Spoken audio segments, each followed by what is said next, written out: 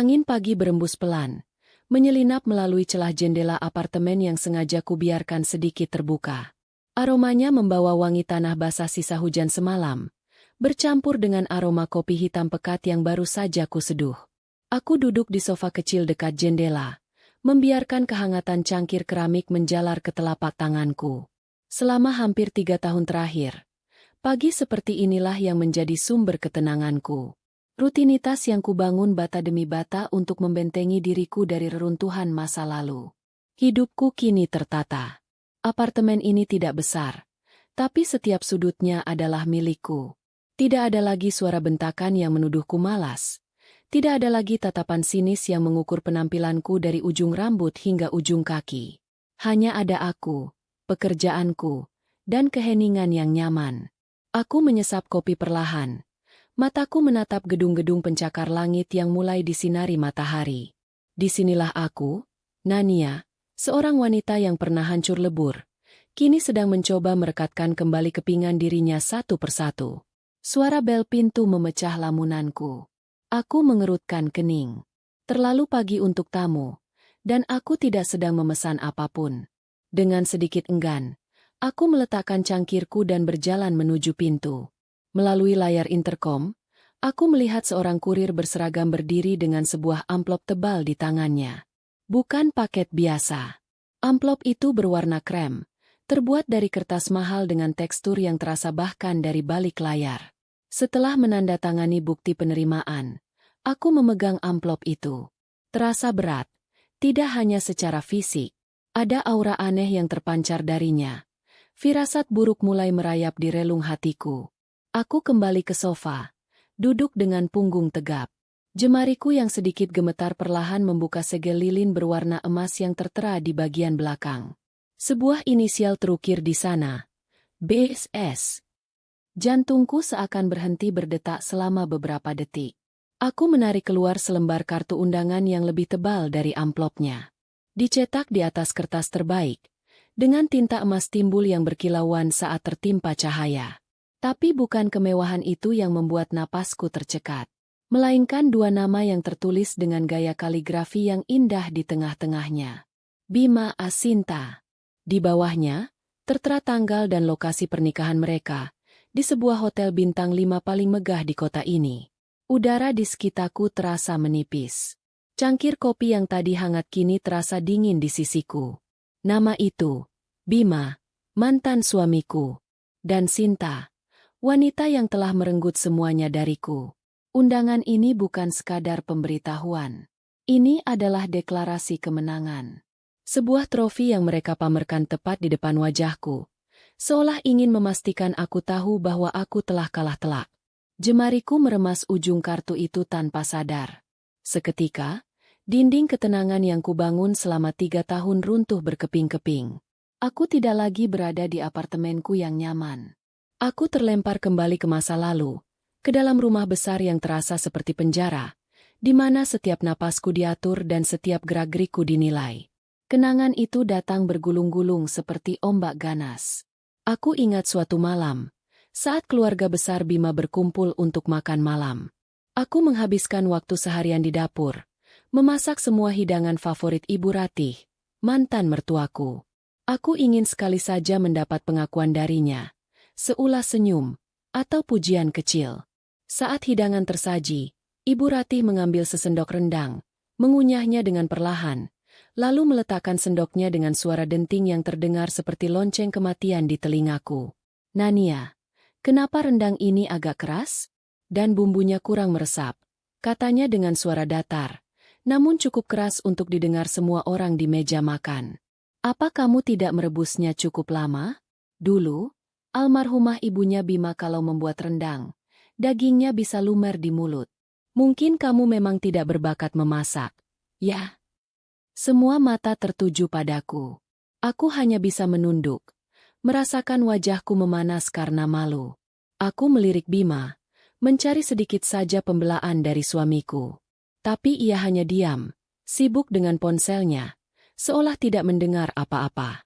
Yang kulihat dari sudut matanya hanyalah sedikit kejengkelan, bukan pada ibunya, tapi padaku. Seolah aku telah membuatnya malu dengan masakanku yang tidak sempurna. Malam itu, aku mencuci semua piring kotor sambil menahan air mata, merasa menjadi orang paling bodoh dan tidak berguna di dunia. Kenangan lain muncul.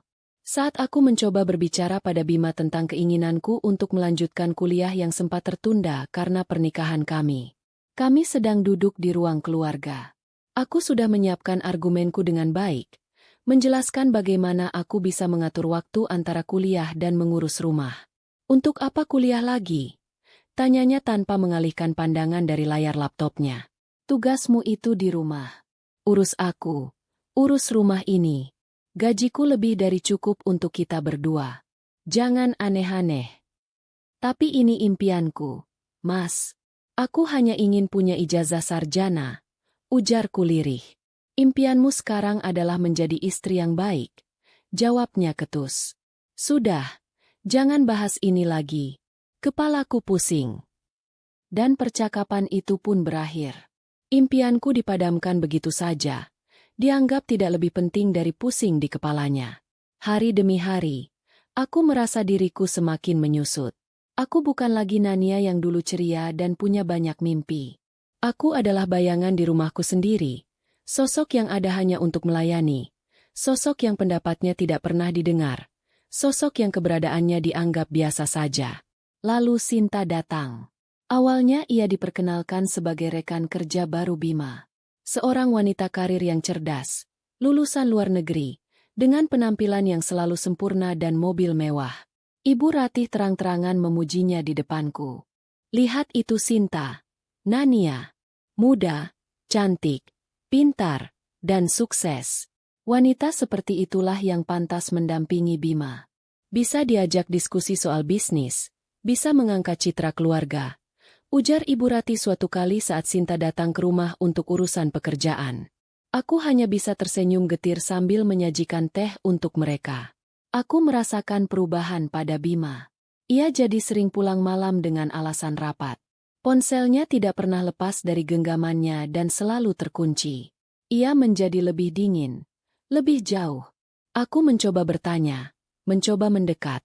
Tapi yang kudapat hanyalah bentakan dan tuduhan bahwa aku terlalu curiga dan posesif. Aku mulai meragukan diriku sendiri. Mungkin aku yang salah. Mungkin aku memang istri yang membosankan dan tidak bisa mengimbangi suamiku yang hebat. Hingga hari itu tiba.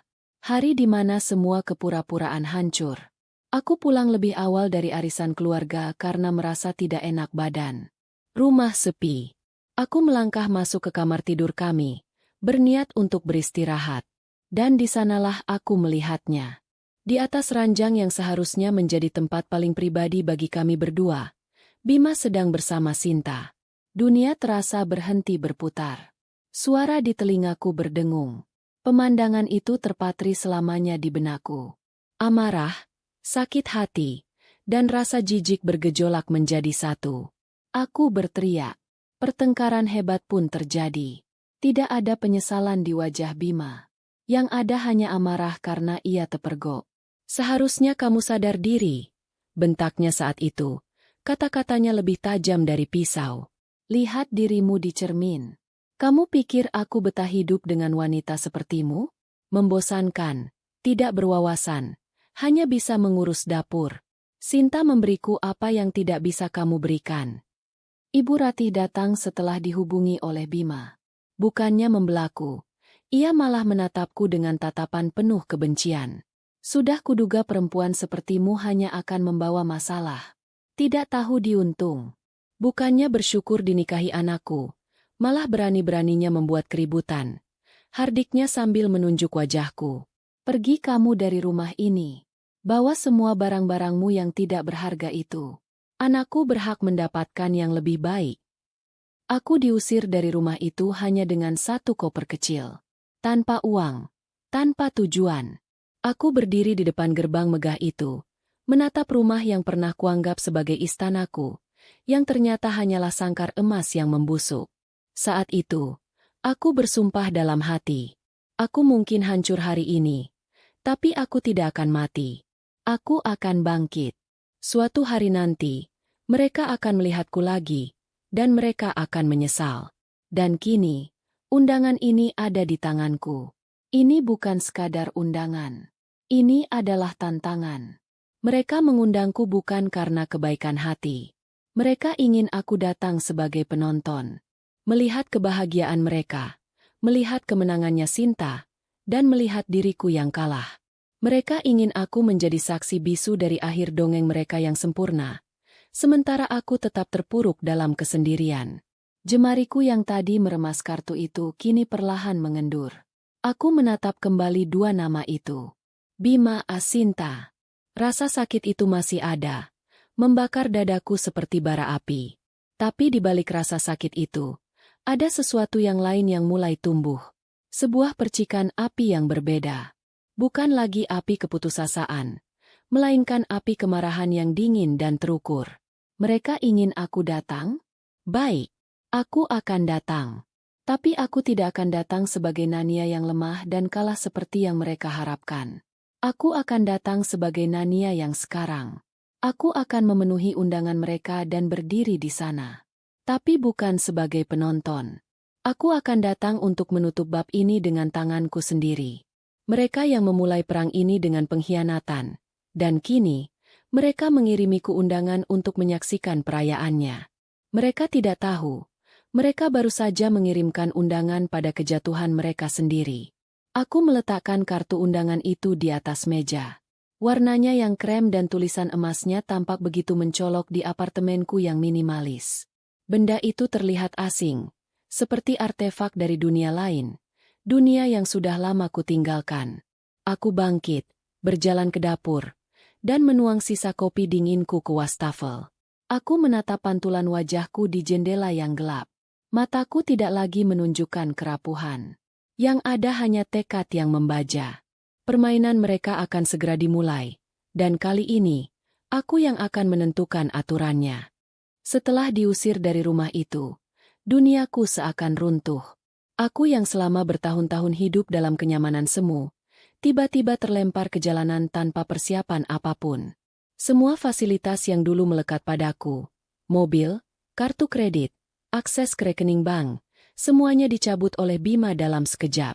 Aku hanya punya satu koper berisi pakaian dan sedikit uang tunai di dompet yang bahkan tidak cukup untuk bertahan seminggu. Malam pertama, aku habiskan di sebuah motel murah di pinggir kota. Kamarnya pengap, berbau asap rokok dan lembab. Suara berisik dari kamar sebelah dan lalu lintas jalanan membuatku tidak bisa tidur. Aku duduk di tepi ranjang yang spraynya terasa agak lengket, memeluk lututku, dan membiarkan air mata yang selama ini kutahan akhirnya tumpah. Aku menangisi pernikahanku yang gagal, pengkhianatan yang begitu menyakitkan, dan diriku sendiri yang begitu bodoh karena terlalu lama percaya. Tapi setelah tangisan itu habis, yang tersisa hanyalah kekosongan yang menakutkan. Aku sendirian. Benar-benar sendirian.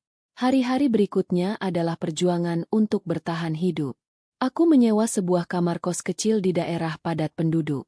Dindingnya tipis, catnya mengelupas, dan hanya ada satu jendela kecil yang menghadap ke tembok bangunan lain. Setiap pagi aku terbangun karena suara pertengkaran tetangga atau tangisan bayi. Untuk makan, aku harus menghemat setiap rupiah. Mie instan menjadi sahabat terbaikku. Seringkali aku hanya makan sekali sehari untuk memastikan uangku cukup untuk membayar sewa kamar bulan depan. Aku mencoba mencari pekerjaan. Tapi itu adalah mimpi buruk yang lain. Ijazah SMA dan pengalaman kerja nol besar selama 5 tahun terakhir pernikahanku menjadi penghalang utama. Maaf, kami mencari yang lebih berpengalaman. Atau, posisi ini membutuhkan minimal gelar sarjana, adalah kalimat-kalimat yang terus kudengar. Tatapan para pewawancara seolah meremehkanku. Melihatku hanya sebagai seorang ibu rumah tangga gagal yang mencoba peruntungan. Penolakan demi penolakan menggerogoti sisa kepercayaan diriku hingga ke akar-akarnya. Ada satu titik di mana aku merasa benar-benar putus asa. Uangku habis. Pemilik kos sudah menagih uang sewa. Perutku kosong sejak kemarin. Aku berjalan tanpa tujuan di bawah terik matahari. Kepalaku pusing. Aku berhenti di depan sebuah toko perhiasan. Di dalam tasku, ada satu-satunya barang berharga yang tersisa. Sebuah kalung emas dengan liontin kecil peninggalan almarhumah ibuku. Ini adalah harta terakhirku, kenangan satu-satunya. Dengan tangan gemetar dan hati yang terasa seperti diremas, aku masuk ke dalam toko itu. Aku menjual kalung itu. Pria di balik etalase menimbang dan menilainya dengan tatapan dingin, lalu menyodorkan beberapa lembar uang ratusan ribu. Nilainya jauh di bawah kenangan yang melekat padanya. Saat aku menerima uang itu, rasanya seperti aku menjual bagian terakhir dari diriku. Aku keluar dari toko itu dengan perasaan hampa. Uang di tanganku cukup untuk membayar sewa dan makan selama beberapa minggu. Tapi jiwaku terasa melarat. Malam itu, di kamar kosku yang sempit, aku menatap langit-langit yang retak. Aku berada di titik terendah dalam hidupku. Aku bisa saja menyerah, terus meratapi nasib dan menyalahkan semua orang. Tapi saat aku memejamkan mata, wajah sombong Bima, Sinta, dan Ibu Ratih muncul di benakku. Aku membayangkan mereka sedang tertawa, menikmati hidup mewah mereka, sementara aku membusuk di sini. Kemarahan memberiku kekuatan. Aku tidak akan memberi mereka kepuasan itu. Aku tidak akan membiarkan mereka menang. Dengan sisa uang yang kumiliki, aku memutuskan untuk berhenti mencari pekerjaan kantoran. Aku harus mulai dari bawah. Aku melihat sebuah warung kopi kecil di dekat kos sedang mencari pelayan. Tanpa pikir panjang, aku melamar. Pemiliknya, seorang ibu parubaya yang baik hati, menerimaku bekerja. Gajinya kecil, tapi setidaknya aku punya penghasilan tetap. Pekerjaan itu berat. Aku harus berdiri berjam-jam, membersihkan meja, mencuci gelas, dan melayani pelanggan yang terkadang kasar. Tanganku yang dulu terawat kini menjadi kasar dan sering terluka. Tapi aku tidak peduli. Setiap tetes keringat adalah pengingat bahwa aku berjuang. Aku belajar menelan harga diriku, belajar tersenyum pada pelanggan yang menyebalkan, belajar menjadi kuat dengan caraku sendiri. Suatu sore yang ramai, warung kopi penuh sesak. Aku bergerak cepat di antara meja-meja, mengantar pesanan dan membersihkan piring kotor. Seorang pelanggan pria di sudut ruangan memanggilku dengan tidak sabar. Saat aku menghampirinya, ia mulai mengeluh dengan suara keras tentang kopinya yang menurutnya kurang panas. Beberapa pelanggan lain menoleh. Bukannya panik, aku justru merasa tenang. Aku mengambil napas, menatap pria itu dengan sopan, dan berkata, "Mohon maaf, Pak, jika kopinya tidak sesuai selera. Akan segera saya gantikan dengan yang baru dan lebih panas. Bapak tidak perlu membayarnya. Anggap saja sebagai permohonan maaf dari kami." Sikapku yang tenang dan solutif membuat pria itu terdiam. Ia tampak sedikit malu karena sudah membuat keributan. Ia hanya mengangguk dan bergumam terima kasih. Saat aku berbalik untuk membuat kopi baru, aku tidak menyadari bahwa ada sepasang mata yang telah mengamatiku sejak tadi. Seorang pria parubaya yang duduk sendirian di meja lain memanggilku dengan lembut. Ia berpenampilan sangat rapi, dengan setelan jas mahal dan jam tangan yang berkilau. Wajahnya tampak familiar, tapi aku tidak bisa mengingat di mana aku pernah melihatnya. "Nania, kan? Kamu Nania, putrinya Pak Haryo?" Tanyanya dengan suara yang dalam dan berwibawa. Aku terkejut. Sudah lama sekali tidak ada yang memanggilku dengan menyebut nama ayahku. Aku mengangguk pelan. "Iya, Pak, benar." Pria itu tersenyum hangat. "Saya Wijaya, teman lama almarhum ayahmu. Kami dulu sering mengerjakan proyek bersama. Saya turut berduka cita atas kepergian beliau. Ayahmu orang yang hebat." Mendengar nama ayahnya disebut dengan penuh hormat oleh orang asing membuat hatiku menghangat. "Terima kasih, Pak Wijaya. Apa yang kamu lakukan di sini, Nak? Terakhir kali saya dengar, kamu sudah menikah dengan putra keluarga pengusaha properti itu, kan?" Tanyanya lagi, matanya menunjukkan rasa penasaran yang tulus. Aku menelan ludah. Rasanya malu harus menceritakan kegagalanku pada teman ayahku. Tapi melihat tatapannya yang kebapakan, aku merasa bisa mempercayainya. Dengan suara pelan, aku menceritakan semuanya secara singkat. Tentang perceraianku, tentang bagaimana aku harus memulai semuanya dari nol. Aku tidak menangis atau mengeluh. Aku menceritakannya sebagai sebuah fakta. Pak Wijaya mendengarkan dengan saksama, Rahangnya sesekali mengeras menahan amarah atas apa yang menimpaku. Setelah aku selesai bercerita, ia terdiam sejenak. Ayahmu pernah berkata padaku, ujarnya pelan. Katanya, anak perempuanku, Nania, otaknya lebih cemerlang dari saya, Jaya. Dia hanya belum mendapat kesempatan untuk menunjukkannya. Saya selalu ingat kata-kata itu. Aku terpana. Ayahku pernah berkata seperti itu? Selama ini aku selalu merasa diriku bodoh dan tidak mampu. Persis seperti yang selalu dikatakan Bima dan Ibu Ratih. Saya melihat bagaimana kamu menangani pelanggan yang marah tadi. Lanjut Pak Wijaya. Tenang, profesional, dan cerdas. Kamu tidak terbawa emosi. Itu adalah kualitas seorang pemimpin. Nania. Sangat disayangkan jika bakat seperti itu hanya terbuang untuk menyajikan kopi. Ia kemudian menyodorkan sebuah kartu nama dari saku jasnya. Saya punya perusahaan. Bergerak di bidang konsultan bisnis dan manajemen. Saya tidak akan menawarkanmu posisi tinggi secara cuma-cuma. Tapi saya menawarkanmu sebuah kesempatan. Mulailah dari bawah. Sebagai staf administrasi junior. Belajarlah. Buktikan pada saya bahwa perkataan ayahmu itu benar. Buktikan pada dirimu sendiri. Aku menatap kartu nama di tanganku.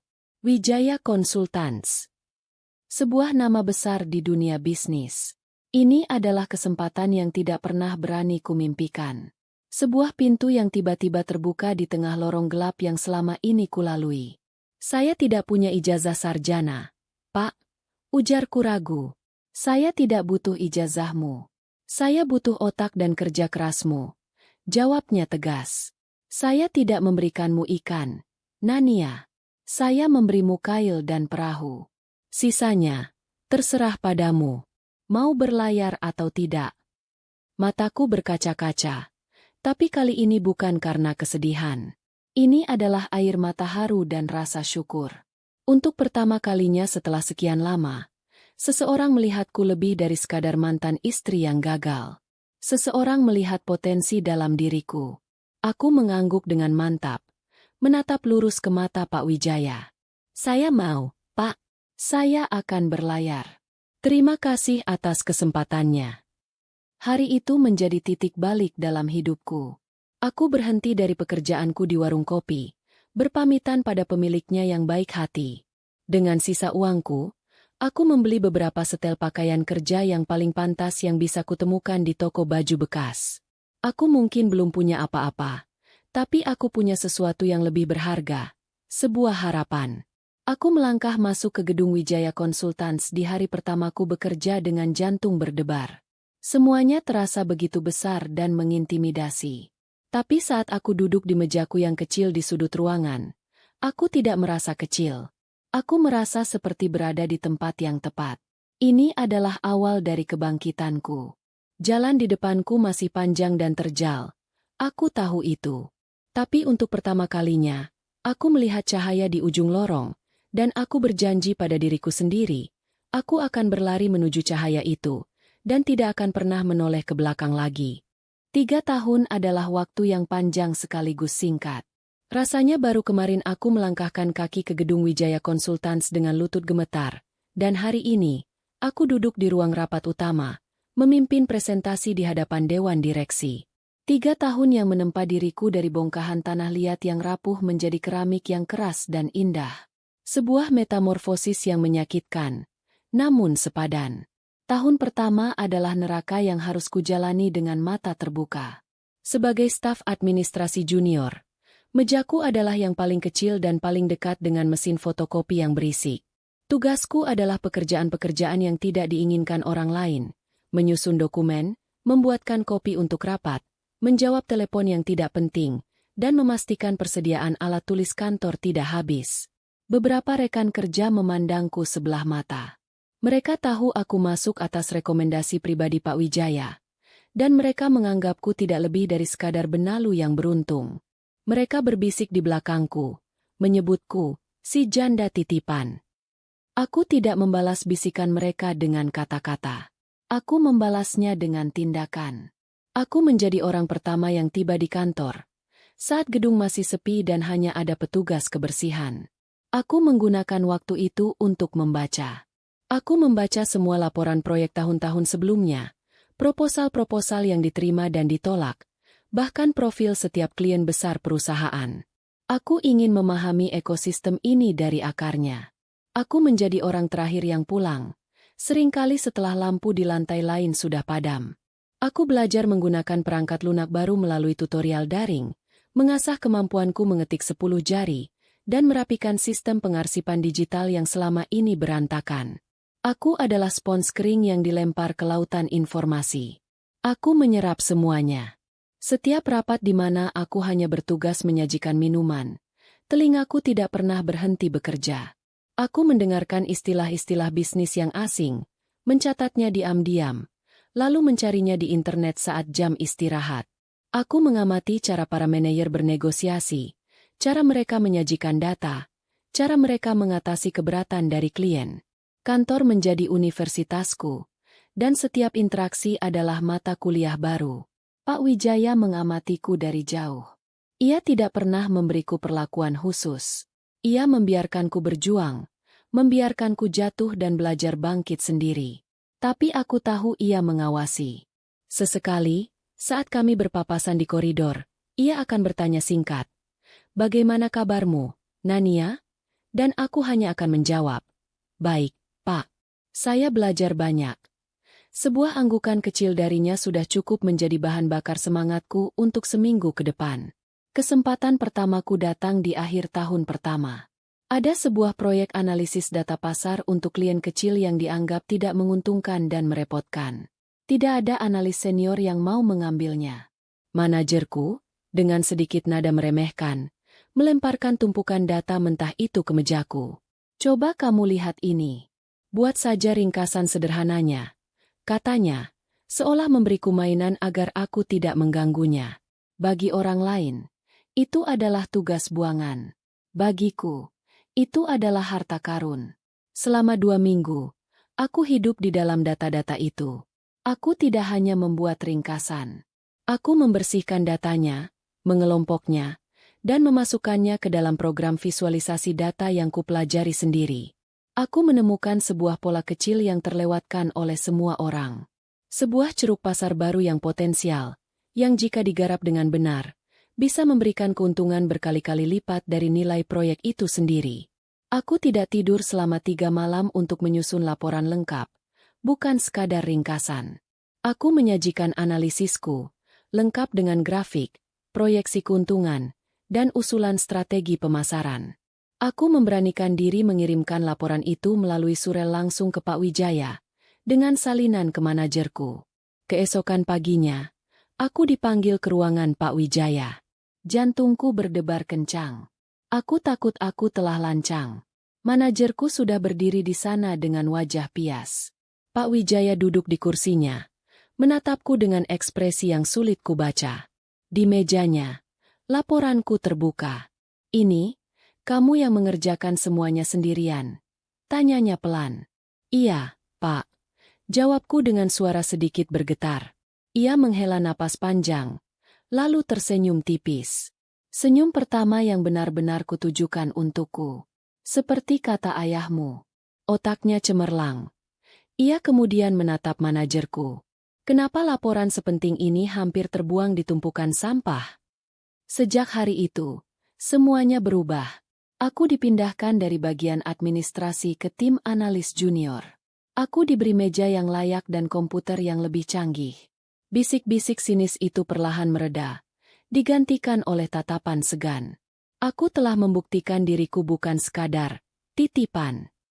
Tahun kedua adalah pendakian yang curam. Aku menangani proyek-proyek yang lebih besar. Aku belajar berhadapan langsung dengan klien, belajar mempertahankan argumenku dengan data, bukan emosi. Aku melakukan kesalahan, tentu saja. Pernah sekali aku salah menghitung proyeksi anggaran yang membuat perusahaan nyaris rugi. Aku tidak menyembunyikan kesalahanku.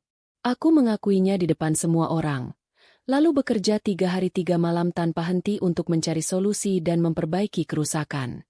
Pak Wijaya tidak memecatku. Ia justru berkata, Orang yang tidak pernah membuat kesalahan adalah orang yang tidak pernah mencoba hal baru. Yang penting, kamu bertanggung jawab. Pelajaran itu lebih berharga dari kuliah bisnis manapun. Secara pribadi, hidupku juga mulai tertata. Dengan gaji yang lebih besar, aku pindah dari kamar kos sempit itu ke apartemen studio yang bersih dan nyaman. Aku mulai membeli buku-buku baru, bukan lagi buku bekas.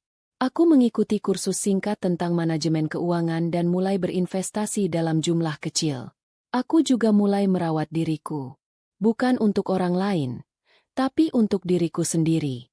Aku mulai berolahraga, makan makanan yang lebih sehat. Saat aku bercermin, aku tidak lagi melihat tatapan mata yang kosong dan putus asa. Aku melihat seorang pejuang. Memasuki tahun ketiga, aku sudah menjadi manajer proyek. Aku memimpin timku sendiri.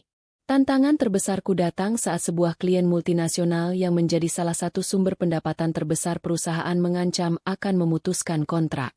Tim sebelumnya telah membuat kesalahan fatal, dan klien kehilangan kepercayaan. Kepanikan melanda seluruh divisi. Pak Wijaya memanggilku secara pribadi. Ia memberiku tugas yang mustahil, memenangkan kembali hati klien itu dalam waktu 1 bulan. Aku menerima tantangan itu. Aku dan timku bekerja siang dan malam. Kami tidak mencoba menutupi kesalahan. Sebaliknya, kami membedah kesalahan itu hingga ke akarnya. Kami menganalisis kembali semua data yang kami miliki tentang klien, mencari tahu apa yang sebenarnya mereka butuhkan, bukan apa yang kami pikir mereka butuhkan. Aku menemukan bahwa selama ini kami hanya fokus pada penjualan, dan mengabaikan layanan purna jual yang justru menjadi kunci kepuasan mereka. Aku merancang sebuah strategi yang sama sekali baru. Sebuah proposal yang radikal, yang memprioritaskan perbaikan sistem layanan dan membangun kembali hubungan jangka panjang, bahkan jika itu berarti mengorbankan keuntungan jangka pendek. Banyak direktur senior yang menentang ideku. Mereka menyebutnya terlalu berisiko. Di ruang rapat yang tegang, di hadapan semua petinggi perusahaan, aku mempertahankan proposal itu seorang diri. Aku tidak menggunakan kata-kata manis. Aku menggunakan data, logika, dan proyeksi yang akurat. Kita tidak sedang mencoba menjual produk, kataku di akhir presentasi. Kita sedang mencoba membeli kembali sesuatu yang jauh lebih berharga, kepercayaan. Dan kepercayaan tidak bisa dibeli dengan diskon. Ia harus diraih kembali dengan komitmen dan integritas. Pak Wijaya, yang sejak tadi hanya dia mendengarkan, akhirnya angkat bicara. Lakukan, katanya singkat. Hanya satu kata itu, tapi bobotnya terasa memenuhi seluruh ruangan. Presentasi di hadapan klien adalah pertarungan yang sesungguhnya. Aku berdiri di depan para eksekutif asing yang menatapku dengan dingin. Tapi aku tidak gentar. Aku bukan lagi Nania si ibu rumah tangga yang takut pada tatapan mertuanya. Aku adalah Nania, seorang profesional yang menguasai bidangnya. Aku menyajikan analisis dan proposal baruku dengan percaya diri. Hasilnya, klien tidak hanya bertahan, mereka justru setuju untuk menandatangani kontrak eksklusif jangka panjang dengan nilai 2 kali lipat dari sebelumnya. Keberhasilan itu mengukuhkan posisiku di perusahaan. Aku dipromosikan menjadi direktur strategi. Aku kini punya ruanganku sendiri, mobil dinas, dan gaji yang dulu bahkan tidak berani kumimpikan. Metamorfosis itu telah selesai. Aku bukan lagi ulat yang merayap di tanah, yang bisa diinjak dan diremehkan kapan saja. Aku adalah kupu-kupu. Tapi bukan kupu-kupu kertas yang rapuh. Sayapku mungkin terlihat indah, tapi ia terbuat dari baja. Kupu-kupu besi yang ditempa oleh air mata, keringat, dan penolakan. Aku telah terbang tinggi, dan dari ketinggian ini, aku bisa melihat masa laluku dengan jelas, bukan sebagai luka, tapi sebagai pijakan yang membuatku bisa terbang lebih tinggi lagi. Undangan berwarna krem dengan tulisan emas itu masih tergeletak di atas meja kerjaku di apartemen. Sudah beberapa hari berlalu sejak aku menerimanya. Aku melihatnya setiap pagi sebelum berangkat kerja dan setiap malam saat aku pulang. Benda itu seperti hantu bisu, pengingat konstan akan dunia yang pernah menghancurkanku. Reaksi awalku yang penuh amarah dan sakit hati perlahan memudar, digantikan oleh analisis yang dingin, Sebuah kebiasaan yang telah mendarah daging dari pekerjaanku. Aku duduk di sofa, menatap undangan itu seolah sedang menganalisis masalah klien. Apa tujuan mereka mengirimkan ini? Jelas, ini adalah unjuk kekuatan. Sebuah cara untuk mengatakan, kami menang, kami bahagia, dan kamu tidak. Mereka ingin aku melihatnya, merasakan sengatannya, dan meratapi kekalahanku dalam diam. Lalu, pertanyaan berikutnya muncul di benakku. Apa respons yang mereka harapkan dariku? Mereka mungkin berharap aku tidak akan datang. Ketidakhadiranku akan menjadi konfirmasi atas kekalahanku. Mereka bisa bercerita kepada tamu-tamu mereka bahwa sang mantan istri terlalu patah hati untuk menunjukkan wajahnya. Atau, skenario kedua, mereka berharap aku akan datang dengan penampilan yang menyedihkan, dengan mata sembab dan aura seorang korban. Itu akan menjadi hiburan yang sempurna untuk pesta mereka. Sebuah validasi bahwa keputusan Bima untuk meninggalkanku adalah keputusan yang tepat. Kedua skenario itu membuat perutku mual. Aku tidak akan memberi mereka kepuasan itu. Aku tidak akan bersembunyi seolah aku adalah pihak yang bersalah. Dan aku jelas tidak akan datang sebagai korban. Pikiranku terus berputar. Haruskah aku membuangnya saja? Melupakan semua ini dan melanjutkan hidupku yang sudah tertata dengan baik? Bagian diriku yang rasional berteriak. Iya. Untuk apa membuang waktu dan energi untuk orang-orang yang tidak lagi penting? Tapi ada bagian lain dari diriku, bagian yang ditempa selama 3 tahun terakhir, yang mengatakan hal berbeda. Ini bukan lagi tentang mereka. Ini tentang aku. Selama ini aku berlari menjauh dari masa lalu. Aku membangun tembok tinggi di sekelilingku.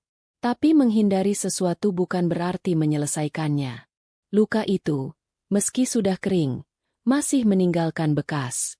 Dan undangan ini, secara tidak sengaja, memberi aku kesempatan untuk menghapus bekas luka itu selamanya. Ini adalah kesempatan untuk konfrontasi.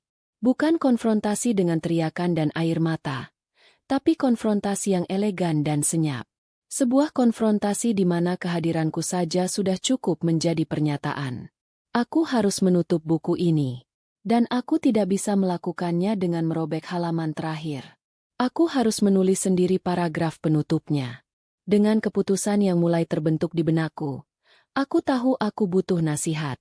Bukan nasihat dari teman yang hanya akan menghiburku, tapi nasihat dari seorang ahli strategi. Keesokan harinya, setelah rapat penting selesai, aku meminta waktu untuk berbicara dengan Pak Wijaya di ruangannya. Ia sedang membaca sebuah laporan saat aku masuk. Ia mengangkat kepalanya dan tersenyum. Ada apa, Nania? Presentasimu tadi luar biasa. Terima kasih, Pak. Jawabku. Aku duduk di kursi di seberang mejanya. Aku menarik napas sejenak, lalu meletakkan undangan pernikahan itu di atas mejanya. Saya menerima ini kemarin. Saya butuh pendapat Bapak. Bukan sebagai atasan, tapi sebagai mentor. Pak Wijaya mengambil undangan itu. Ia membacanya tanpa mengubah ekspresi wajahnya. Tapi aku bisa melihat kilatan tajam di matanya saat ia membaca nama, Bima. Ia sudah tahu ceritaku, meski kami tidak pernah membahasnya secara mendetail. Ia meletakkan kembali undangan itu dengan hati-hati. Apa yang kamu rasakan? Tanyanya tenang. Campur aduk. Aku mengaku. Tapi yang paling dominan sekarang bukan lagi sakit hati. Lebih ke sebuah kalkulasi. Saya sedang mempertimbangkan langkah strategis yang paling tepat. Pak Wijaya sedikit terkejut. Lalu ia tertawa kecil. Tawa penuh penghargaan. Kamu benar-benar sudah berubah, Nania. Kamu bahkan menghadapi masalah pribadimu seperti sebuah proyek bisnis. Bapak yang mengajari saya, jawabku dengan senyum tipis. Jadi, menurut Bapak, apa pro dan kontra dari setiap pilihan yang saya miliki? Ia bersandar di kursinya, jemarinya bertaut di depan dada. Pilihan pertama, tidak datang. Pronya, kamu terhindar dari drama dan ketidaknyamanan. Kamu menjaga kedamaian hatimu. Kontranya, kamu membiarkan narasi mereka tentangmu tetap utuh. Kamu tetap menjadi mantan istri yang malang dalam cerita mereka. Ia berhenti sejenak, membiarkan kata-katanya meresap. Pilihan kedua, datang. Kontranya jelas. Ini akan menguras emosi. Kamu akan menjadi pusat perhatian. Ada risiko kamu akan terluka kembali. Tapi pronya. Ia mencondongkan tubuhnya ke depan. Pronya adalah kamu mengambil alih kendali narasi. Kamu menunjukkan kepada mereka, kepada semua orang di sana, dan yang terpenting, kepada dirimu sendiri, bahwa kamu bukan lagi korban. Kamu adalah penyintas yang berhasil. Ia menatapku dalam-dalam. Dalam bisnis, persepsi adalah realitas. Nania, saat ini, persepsi mereka tentangmu adalah kamu lemah dan kalah. Kamu punya kesempatan satu malam untuk menghancurkan persepsi itu secara permanen. Ini bukan tentang balas dendam. Balas dendam itu melelahkan dan tidak ada gunanya. Ini tentang penutupan. Closure. Kamu menutup buku itu dengan sampul yang paling mewah, sehingga kamu tidak akan pernah tergoda untuk membukanya lagi. Kata-katanya adalah penegasan dari semua yang ada di pikiranku. Saya akan datang, kataku dengan suara mantap. Pak Wijaya mengangguk, seolah sudah menduga jawabanku. Keputusan yang bagus. Sekarang, mari kita bicarakan strateginya. Jika kita akan melakukan ini, kita akan melakukannya dengan benar. Ia mulai berpikir layaknya seorang jenderal merencanakan pertempuran. Kamu tidak bisa datang sendirian. Kamu akan rentan. Mereka akan mencoba mengintimidasimu. Kamu juga tidak bisa datang dengan penampilan biasa. Kamu harus menciptakan sebuah aura yang tak tersentuh. Apa maksud Bapak? Maksud saya adalah, kita akan membuat sebuah pertunjukan kecil. Sebuah teater. Kamu akan menjadi bintang utamanya. Ia mulai menguraikan rencananya. Sebuah mobil terbaik, bukan untuk pamer, tapi sebagai simbol status dan keberhasilan. Rolls-Royce. Katanya, klasik, elegan, tidak berteriak tapi suaranya paling nyaring. Ia melanjutkan, dan pengawalan, bukan preman, tapi tim keamanan profesional. 20 orang. Mereka tidak perlu melakukan apa-apa. Kehadiran mereka saja sudah menjadi pesan. Pesan bahwa kamu adalah orang penting. Pesan bahwa kamu dilindungi. Mereka akan menciptakan jarak psikologis antara kamu dan orang-orang yang ingin menjatuhkanmu. Aku sedikit ragu. Pak, itu sepertinya berlebihan. Tidak ada yang berlebihan dalam sebuah langkah strategis. Sanggahnya. Anggap ini sebagai investasi untuk ketenangan pikiranmu di masa depan. Saya yang akan mengaturnya. Jangan khawatir soal biaya. Anggap saja ini bonus atas proyek multinasional yang berhasil kamu menangkan. Ia melihat keraguan di mataku dan menambahkan. Ini bukan pertolongan, Nania. Ini adalah dukungan. Saya tidak akan membiarkan salah satu aset terbaik perusahaan saya pergi ke medan perang tanpa persenjataan lengkap. Kamu sudah berjuang sendirian selama 3 tahun.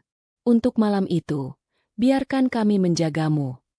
Kata-katanya yang tulus meluluhkan keraguanku. Aku merasa terharu. Ia tidak hanya melihatku sebagai seorang pekerja, tapi sebagai manusia yang ia pedulikan. Baik, Pak, ujarku akhirnya. Saya serahkan strateginya pada Bapak. Rencana pun disusun. Bukan hanya soal mobil dan pengawal, tapi juga soal waktu kedatangan, gaun yang akan kukenakan, bahkan berapa lama aku akan berada di sana. Semuanya direncanakan dengan presisi. Tujuannya bukan untuk membuat keributan, tapi untuk memberikan dampak maksimal dengan usaha minimal. Surgical strike. Begitu Pak Wijaya menyebutnya. Saat aku berjalan keluar dari ruangannya, hatiku terasa ringan. Beban yang selama ini menekan pundakku seakan terangkat. Aku tidak lagi merasa takut. Yang ada hanya antisipasi yang dingin dan tenang. Aku menatap undangan di tanganku. Kini benda itu tidak lagi terlihat seperti ancaman. Ia terlihat seperti tiket.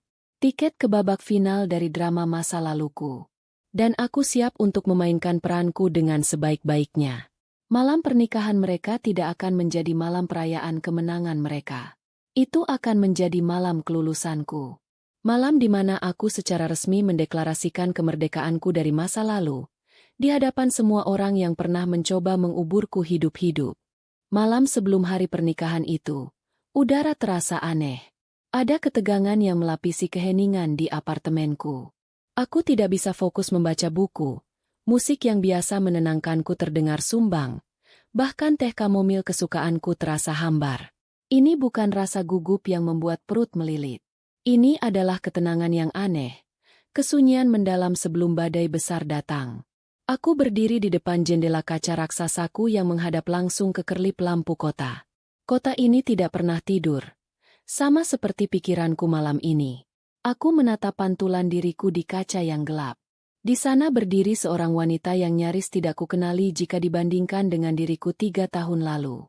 Rambutku yang dulu hanya kuikat seadanya kini tertata dalam potongan bob sebahu yang presisi. Piyama katun lusuh telah digantikan oleh setelan tidur sutra yang nyaman.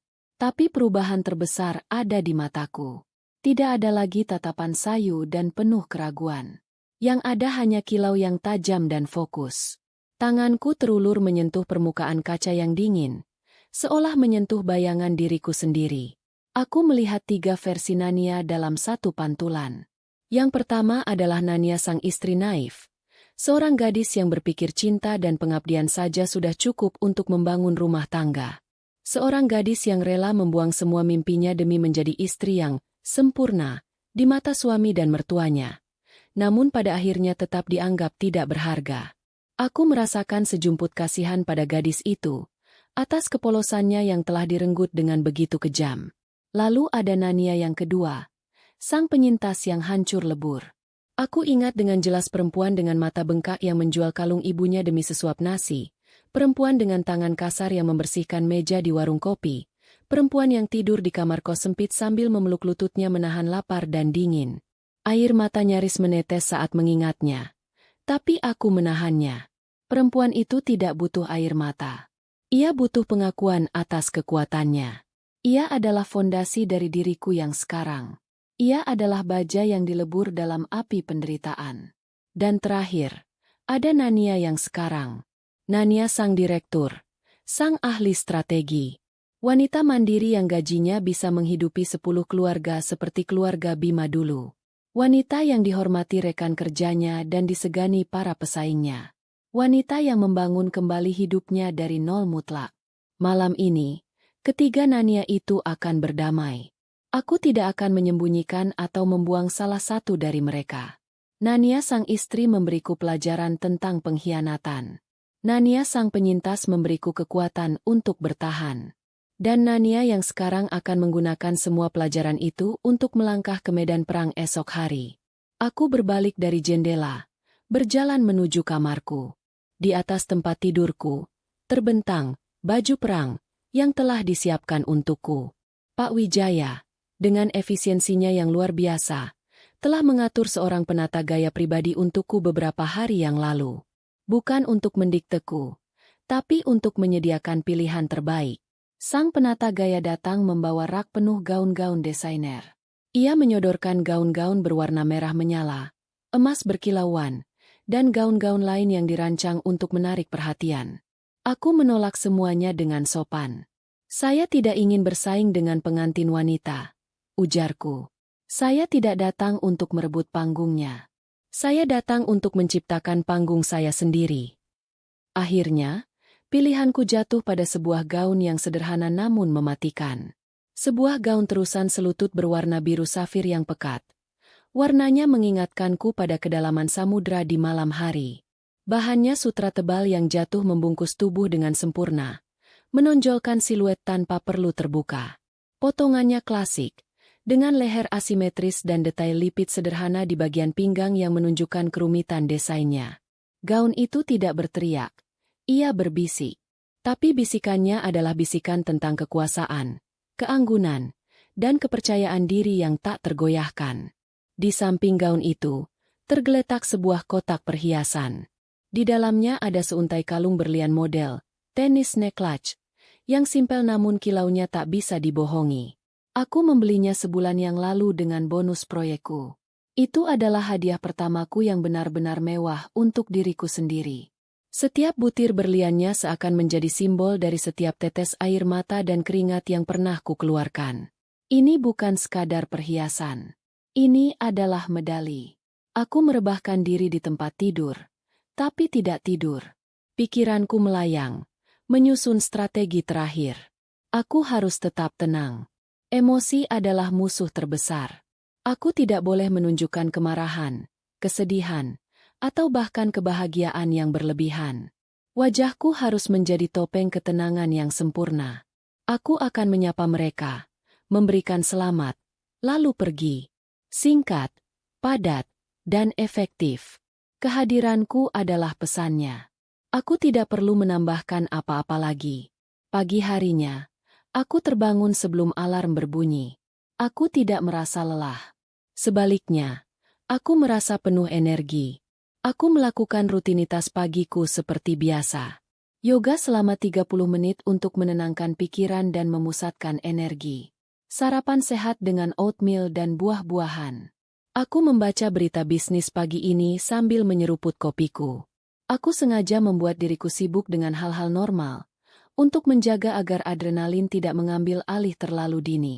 Siang hari, tim penata rias dan rambut yang diatur oleh Pak Wijaya datang. Mereka bekerja dengan profesional. Aku hanya duduk diam, memejamkan mata, dan membiarkan mereka mengubah wajahku menjadi kanvas. Riasannya dibuat natural namun tegas. Mataku diperjelas dengan eyeliner tipis dan eyeshadow berwarna netral, membuatnya tampak lebih tajam. Bibirku dipulas dengan warna nude yang elegan. Rambutku ditata dalam sanggul modern yang rapi dan sleek, memperlihatkan leher jenjangku. Saat akhirnya aku mengenakan gaun biru safir itu, rasanya seperti mengenakan lapisan kulit kedua. Gaun itu pas dengan sempurna. Kalung berlian terasa sejuk di kulit leherku. Aku memakai sepatu hak tinggi berwarna perak yang serasi. Terakhir, aku menyemprotkan sedikit parfum dengan aroma bunga lili dan kayu aras. Aroma khas yang selalu kupakai ke pertemuan-pertemuan penting. Aku berdiri di depan cermin besar di kamarku. Wanita yang balas menatapku adalah orang asing yang sangat kukenal. Ia tampak tenang, kuat, dan berbahaya. Tidak ada jejak Nania yang dulu menangis diusir dari rumahnya. Tidak ada lagi. Wanita ini adalah ratu di kerajaannya sendiri, dan hari ini, ia akan melakukan kunjungan kenegaraan singkat ke sebuah wilayah yang pernah menjajahnya. Bel apartemenku berbunyi tepat pukul 7 malam, sesuai jadwal. Aku tahu itu bukan kurir atau tamu biasa. Itu adalah sinyal bahwa pertempuran akan dimulai. Aku mengambil napas dalam-dalam sekali lagi, memantapkan hatiku. Aku mengambil tas tangan kecilku yang serasi, memeriksa isinya, ponsel, kartu nama, dan lipstik. Semuanya lengkap. Saat aku membuka pintu, seorang pria tegap berjas hitam dengan earpiece di telinganya membungkuk hormat. "Selamat malam, Bu Nania. Kami siap mengantar Anda," katanya dengan suara datar dan profesional. Di belakangnya, di koridor apartemenku yang biasanya sepi, berdiri 5 orang lain yang serupa. Aku melangkah keluar. Mereka langsung membentuk formasi di sekelilingku, 2 di depan, 2 di belakang, 1 di sampingku. Saat kami berjalan menuju lift, aku merasa seperti berada di dalam gelembung keamanan yang tak tertembus. Ini memang berlebihan, tapi ini perlu. Ini adalah bagian dari teater yang dirancang oleh Pak Wijaya. Dan aku, sang aktris utama, sudah siap untuk naik ke atas panggung. Grand Ballroom Hotel Mulia malam itu disulap menjadi sebuah negeri dongeng.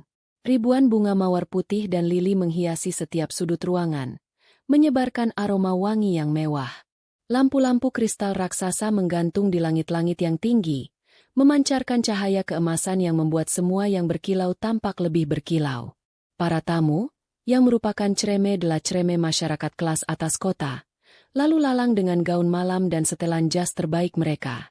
Suara denting gelas sampanye beradu dengan alunan musik orkestra dan tawa yang terdengar renyah namun dibuat-buat. Di atas pelaminan yang megah, yang dihias seperti singgasana kerajaan, duduklah sang raja dan ratu malam itu. Bima dan Sinta. Bima tampak gagah dengan setelan beskap modern berwarna putih gading. Senyumnya lebar, Namun matanya tidak bisa menyembunyikan keangkuhan yang selalu ada di sana. Di sampingnya, Sinta tampak seperti pengantin dari majalah. Gaunnya bertabur ribuan kristal Swarovski yang menyilaukan mata, riasannya sempurna, dan senyum kemenangannya tak pernah lepas dari bibirnya. Ia sesekali melirik ke arah Bima dengan tatapan memuja yang penuh kepemilikan.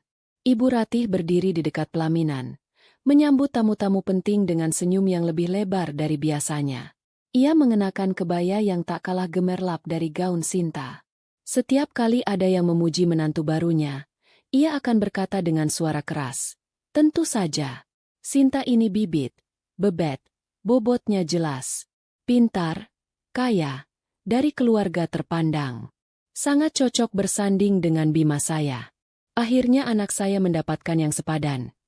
Kata-kata itu sengaja ia keraskan, seolah ingin mengirim pesan ke masa lalu, ke telinga menantunya yang dulu ia anggap tidak punya apa-apa.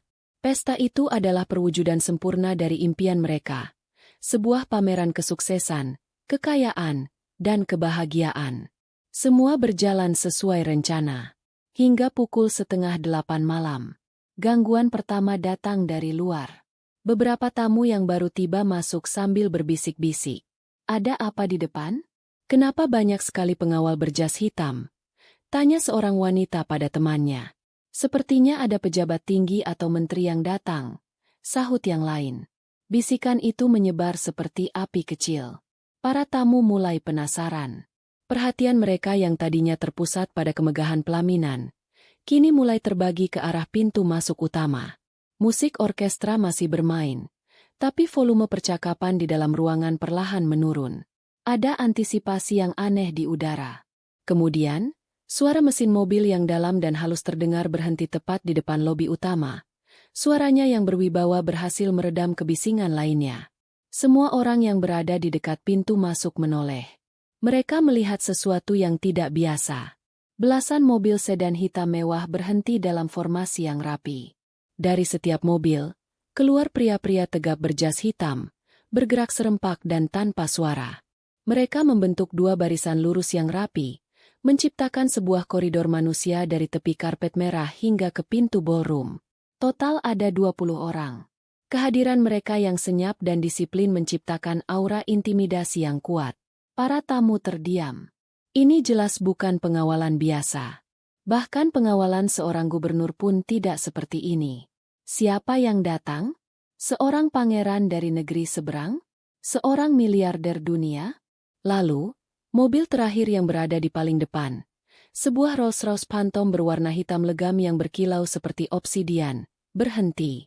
Seorang pengawal melangkah maju dan membuka pintu belakang dengan gerakan hormat. Semua napas seakan tertahan. Para tamu yang memegang ponsel untuk merekam pengantin kini membalikan kameranya ke arah pintu. Keheningan yang tegang menyelimuti ballroom megah itu. Bahkan orkestra pun perlahan-lahan menghentikan musiknya, menyisakan keheningan yang peka. Selama beberapa detik yang terasa seperti selamanya, tidak ada yang keluar dari mobil. Kegelapan di dalam mobil seolah menyembunyikan sebuah rahasia besar. Lalu, sebuah kaki jenjang berbalut sepatu hak tinggi perak yang berkilauan melangkah keluar, menapak dengan mantap di atas karpet merah.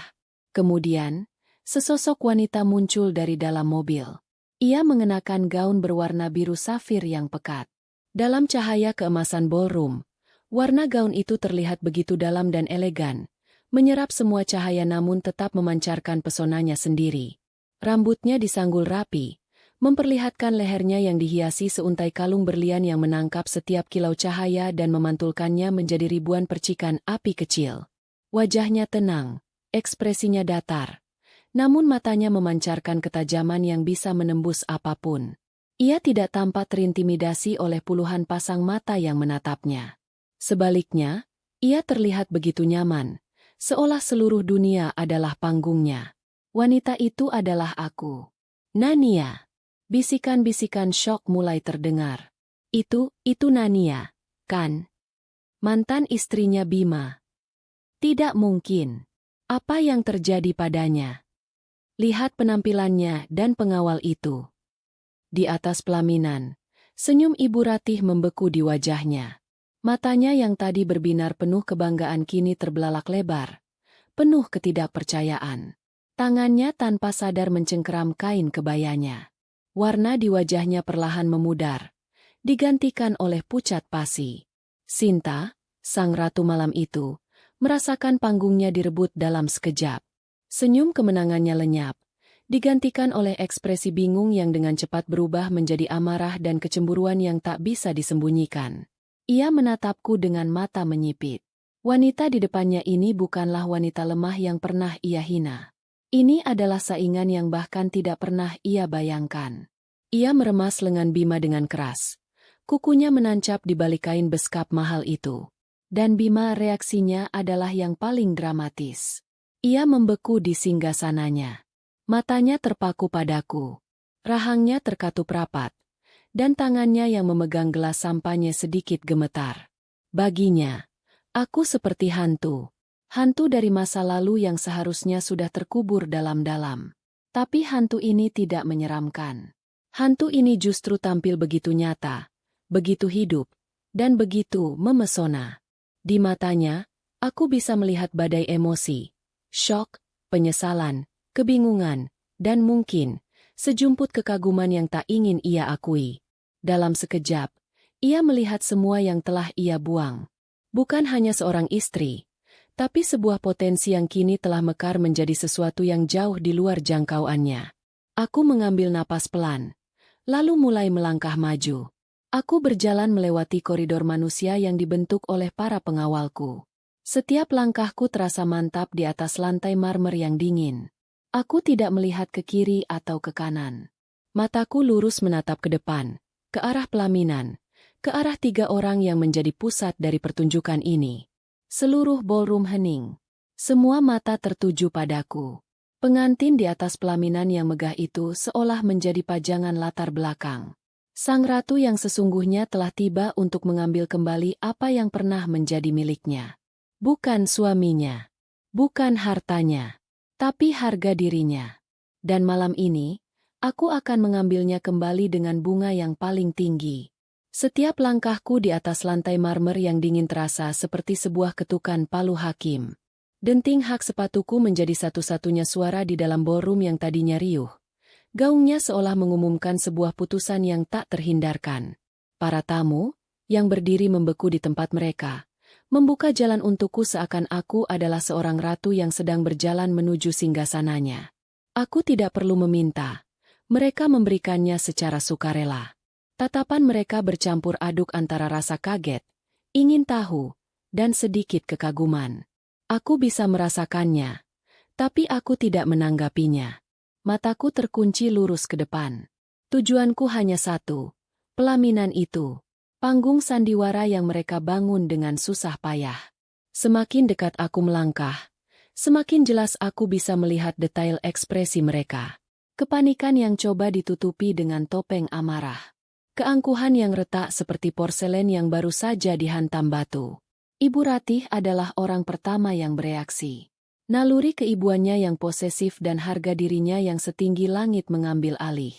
Saat aku hanya berjarak beberapa meter dari tangga pelaminan, ia melangkah maju, tubuhnya yang gempal mencoba menghalangi jalanku. Wajahnya yang tadi pucat kini memerah karena amarah. "Mau apa kamu kesini? Hah?" desisnya. Suaranya bergetar namun cukup keras untuk didengar orang-orang di sekitarnya. "Tidak tahu malu. Ini pesta pernikahan anakku. Kamu datang untuk membuat keributan." Ia mengharapkan sebuah pertengkaran. Ia ingin aku balas berteriak, memakinya, memberinya alasan untuk memanggil keamanan dan mengusirku secara tidak terhormat. Itu akan mengembalikan kendali ke tangannya. Tapi aku tidak akan memberinya kepuasan itu. Aku berhenti tepat di depannya. Aku menatap lurus ke matanya yang menyala-nyala. Aku tidak mengatakan sepatah kata pun. Aku hanya menatapnya dengan tatapan yang tenang, dingin, dan kosong. Tatapan yang biasa kuberikan pada data statistik yang tidak relevan. Aku tidak melihatnya sebagai mantan mertua yang pernah menyiksaku. Aku melihatnya hanya sebagai seorang wanita parubaya yang sedang kehilangan kendali di depan umum. Tatapanku tidak mengandung kebencian. Justru lebih buruk. Tatapanku tidak mengandung apa-apa. Seolah ia tidak cukup penting untuk memancing emosi apapun dariku. Kehampaan di mataku itu membuatnya lebih marah daripada cacian manapun. Ia seperti berteriak ke sebuah sumur tanpa dasar. Tidak ada gema, tidak ada balasan. Mulutnya terbuka hendak mengatakan sesuatu lagi. Tapi kata-kata itu seolah tersangkut di tenggorokannya. Ia tampak konyol. Seorang wanita tua yang sedang mengamuk tanpa alasan pada tamu yang hanya diam. Setelah jeda yang terasa sangat panjang, aku memberinya sebuah anggukan kecil yang nyaris tak terlihat. Sebuah gestur pengakuan yang sopan, seperti yang biasa dilakukan orang pada pelayan hotel. Lalu, aku melangkah ke samping, melewatinya begitu saja seolah ia adalah sebuah pilar yang tidak penting. Aku bisa mendengar ia terkesiap di belakangku. Suaranya seperti balon yang kempes. Ronde pertama. Aku menang tanpa perlu mengeluarkan sepatah kata pun. Kini aku berdiri tepat di depan panggung kecil itu. Bima dan Sinta menatapku dari kursi mereka yang ditinggikan. Sinta, yang tidak bisa membiarkan panggungnya direbut, segera mengambil alih. Ia memaksakan seulas senyum di bibirnya. Senyum yang tajam dan dingin seperti pecahan kaca. "Wah, Nania, terima kasih sudah menyempatkan datang," katanya dengan suara manis yang dibuat-buat. Namun nadanya penuh dengan sarkasme.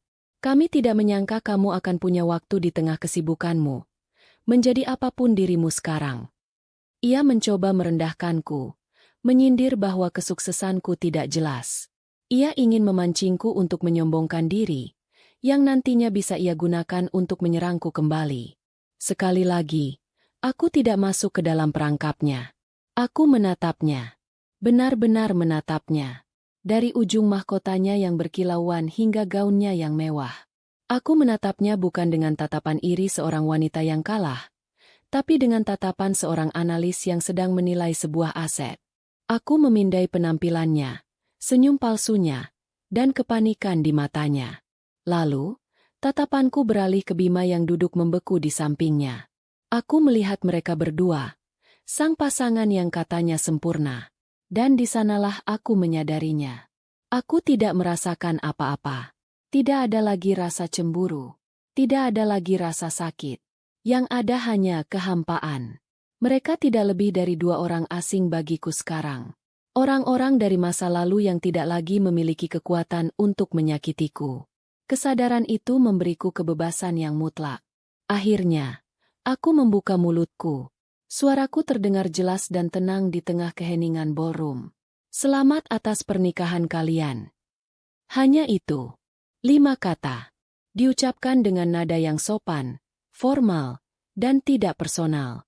Nada yang sama seperti saat aku mengucapkan selamat pada seorang rekan bisnis yang baru saja menandatangani kontrak. Tidak ada emosi, tidak ada kepahitan, tidak ada makna tersembunyi. Justru karena ketiadaan emosi itulah kata-kata itu menjadi sangat mematikan. Ucapan itu menggarisbawahi sebuah jurang yang sangat lebar di antara kami. Aku tidak lagi berada di level mereka untuk bisa merasakan sakit hati atau cemburu. Mereka telah diturunkan statusnya menjadi sekadar kenalan biasa. Aku melihat Sinta tersentak. Senyumnya lenyap seketika. Ia mengharapkan drama, tapi yang ia dapatkan adalah formalitas yang dingin. Itu lebih menghina daripada makian manapun. Lalu, aku menatap Bima. Untuk pertama kalinya, aku menatap matanya secara langsung. Ia tersentak, seperti baru saja disetrum. Ia tidak melihat kebencian di mataku. Ia tidak melihat permohonan. Ia tidak melihat cinta yang tersisa. Ia tidak melihat apapun yang bisa membuatnya merasa besar atau penting. Ia melihat tatapan seorang direktur pada staf juniornya. Tatapan yang sopan, namun berjarak. Dan aku tahu, di saat itulah ia benar-benar mengerti apa yang telah hilang darinya. Bukan hanya istri yang bisa ia injak-injak, tapi seorang wanita yang kini berada beberapa lapis stratosfer di atasnya. Aku mengeluarkan sebuah amplop tipis berwarna biru safir yang serasi dengan gaunku dari tas tanganku. Aku tidak menyerahkannya pada mereka. Aku meletakkannya dengan anggun di atas sebuah meja kecil di depan mereka, di antara tumpukan kado-kado besar lainnya. Sebuah gestur simbolis. Aku tidak datang untuk memohon perhatian mereka. Aku datang untuk menyampaikan pesanku. Setelah itu, Aku berbalik. Aku tidak menunggu jawaban mereka. Aku tidak peduli dengan reaksi mereka selanjutnya. Urusanku di sini sudah selesai. Saat aku menuruni tangga pelaminan, aku tidak langsung berjalan keluar. Sesuai rencana Pak Wijaya, aku melakukan satu langkah terakhir. Aku melihat Pak Harto, seorang konglomerat tua yang sangat disegani dan merupakan salah satu klien terpenting perusahaanku, sedang berdiri tak jauh dari sana. Aku berjalan menghampirinya. Wajahnya yang biasanya muram langsung cerah saat melihatku. "Loh, Bu Nania. Saya tidak tahu Anda kenal dengan keluarga mempelai." Sapanya dengan suara ramah dan penuh hormat, cukup keras untuk didengar orang-orang di sekitarnya. Aku tersenyum hangat, senyum tulus pertamaku malam itu. "Hanya kenalan lama. Pak Harto, bagaimana kabar proyek kita yang di Kalimantan?" Saya dengar perkembangannya sangat positif. Kami terlibat dalam percakapan singkat tentang bisnis, tentang angka-angka triliunan rupiah, tentang rencana ekspansi. Orang-orang di sekitar kami mendengarkan dengan napas tertahan. Mereka melihatku berbincang akrab dan setara dengan seorang legenda bisnis, sementara sang empunya hajat masih terpaku di pelaminan seperti patung lilin. Ini adalah penegasan terakhir. Aku bukan hanya kaya. Aku berkuasa. Aku bukan lagi bagian dari dunia mereka. Aku telah melampaui dunia mereka. Setelah beberapa menit, aku berpamitan dengan sopan pada Pak Harto. "Saya harus segera pergi, Pak. Masih ada laporan yang harus saya periksa besok pagi." Sebuah kalimat yang menunjukkan bahwa aku adalah wanita sibuk yang waktunya berharga. Aku berbalik dan berjalan menuju pintu keluar. Kali ini, aku tidak merasakan tatapan penasaran lagi dari para tamu. Aku merasakan tatapan segan. Aku telah datang. Aku telah menyampaikan pesanku. Dan aku telah menang. Saat pintu ballroom tertutup di belakangku, aku tahu bahwa badai yang sesungguhnya di dalam sana baru saja akan dimulai. Kepergianku dari ballroom itu seperti mencabut sumbat dari bendungan yang nyaris jebol. Selama beberapa detik, keheningan masih bertahan, seolah semua orang masih mencoba memproses apa yang baru saja mereka saksikan. Lalu, bendungan itu pun pecah. Suara bisik-bisik yang tadinya tertahan kini meledak menjadi gumaman riuh rendah di seluruh penjuru ruangan. Pesta pernikahan yang megah itu dalam sekejap berubah menjadi pasar gosip raksasa. Tidak ada lagi yang peduli pada makanan mewah di meja prasmanan. Tidak ada lagi yang memperhatikan dekorasi bunga yang harganya ratusan juta. Topik pembicaraan hanya ada satu. Nania, sang mantan istri yang kembali sebagai ratu. "Ya Tuhan, kau lihat itu tadi?" Aku sampai merinding, bisik seorang sosialita pada temannya. Matanya masih terpaku pada pintu tempat aku menghilang. Auranya seperti seorang ratu sungguhan. Dingin, tapi berwibawa. Aku dengar dari suamiku.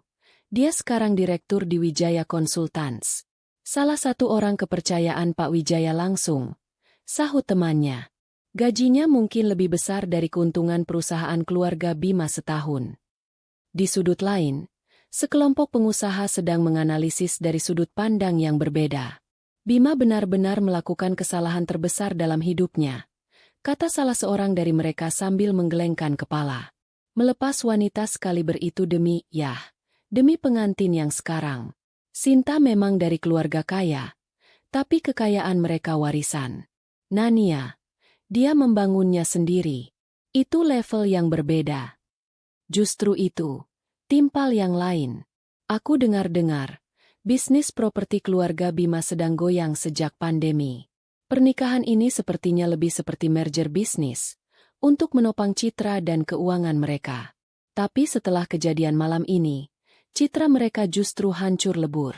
Siapa yang mau berbisnis dengan pria yang begitu bodoh dalam menilai aset paling berharganya? Setiap bisikan, setiap tatapan, setiap senyum sinis dari para tamu terasa seperti tamparan bagi keluarga mempelai. Panggung yang mereka siapkan untuk memamerkan kemenangan kini menjadi panggung yang mempertontonkan kekalahan telak mereka. Di atas pelaminan, ketiganya masih berusaha mempertahankan senyum. Tapi senyum itu tampak kaku dan menyakitkan seperti topeng porselen yang retak. Sinta terus-menerus meremas lengan Bima, menyalurkan amarah dan rasa malunya. Bima sendiri tampak linglung, Tatapannya kosong. Sementara Ibu Ratih, ia sibuk melemparkan tatapan membunuh ke arah para tamu yang berbisik-bisik, yang justru membuat mereka semakin gencar bergosip di belakangnya. Setelah sesi foto yang terasa seperti siksaan, mereka akhirnya bisa melarikan diri ke sebuah ruang pribadi di belakang panggung. Begitu pintu tertutup, topeng itu pun pecah berkeping-keping. "Ini semua gara-gara kamu," bentak Sinta pada Bima. Suaranya melengking tinggi. Ia melepaskan tiara dari kepalanya dan membantingnya ke meja rias. "Wanita itu. Kamu bilang dia tidak punya apa-apa. Kamu bilang dia hanya perempuan bodoh yang menangis di pojokan. Pembohong. Kamu pembohong." Aku tidak tahu dia bisa jadi seperti itu," jawab Bima gagap, suaranya lemah. Ia menyandarkan tubuhnya ke dinding, seolah kakinya tidak sanggup lagi menopang badannya. "Tidak tahu? Atau kamu sengaja tidak mau tahu?" Sela Ibu Ratih dengan suara tak kalah keras. Amarahnya kini tumpah pada anaknya sendiri. "Lihat apa yang terjadi. Hari paling bahagia dalam hidupmu hancur karena perempuan sialan itu. Semua orang di luar sana menertawakan kita. Menertawakan keluarga kita. Harga diri kita diinjak-injak. Bima." "Lalu aku harus bagaimana, Bu?" balas Bima. Akhirnya emosinya meledak juga. "Aku harus mengusirnya? Membuat keributan di depan semua orang? Itu akan membuat kita terlihat lebih buruk lagi. Seharusnya dari awal kamu tidak pernah mengundangnya," jerit Sinta. "Untuk apa mengundangnya? Untuk pamer? Lihat sekarang siapa yang pamer. Dia datang dengan mobil miliaran rupiah dan pasukan pengawal. Sementara kita bahkan harus berutang pada bank untuk membiayai pesta sialan ini." Pengakuan itu membuat Bima dan Ibu Ratih terdiam.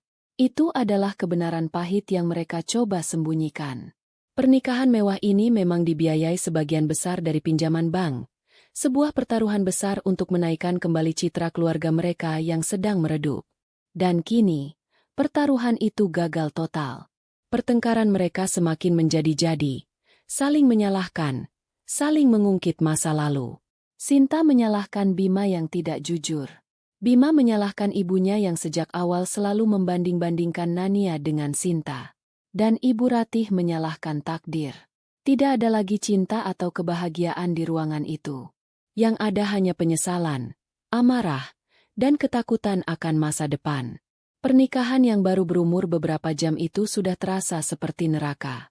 Sementara itu, di dunia luar, badai terus berlanjut. Keesokan paginya, kisah kedatangan Nania di pesta pernikahan mantan suaminya menjadi berita utama di kalangan elit kota.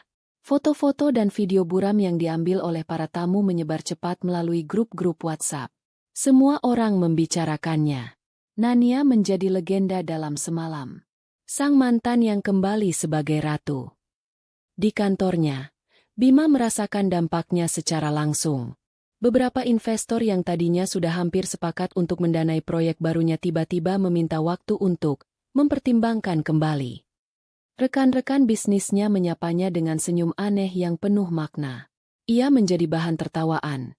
Seorang pria yang membuang berlian demi sebuah kaca yang berkilauan. Malam harinya, setelah melewati hari yang terasa seperti mimpi buruk, Bima pulang ke rumah barunya yang megah. Rumah itu terasa dingin dan kosong.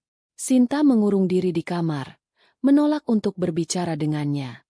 Ibu Ratih meneleponnya setiap jam, terus-menerus meratapi kehancuran citra keluarga mereka. Bima berdiri sendirian di balkon kamarnya yang luas, menatap kota yang sama yang kulihat dari apartemenku. Tapi pemandangan yang kami lihat sangat berbeda. Aku melihat harapan dan masa depan. Sedangkan dia, yang ia lihat hanyalah puing-puing keangkuhannya. Bayangan wajahku saat menatapnya di pelaminan terus berkelebat di benaknya. Tatapan tenang itu. Tatapan yang tidak mengandung emosi apapun. Tatapan itulah yang paling menyakitinya. Ia sadar, aku tidak datang untuk balas dendam. Aku datang karena aku sudah tidak peduli lagi padanya. Dan ketidakpedulian itu adalah hukuman yang paling kejam. Ia telah kehilangan segalanya bukan saat aku pergi dari rumahnya 3 tahun yang lalu.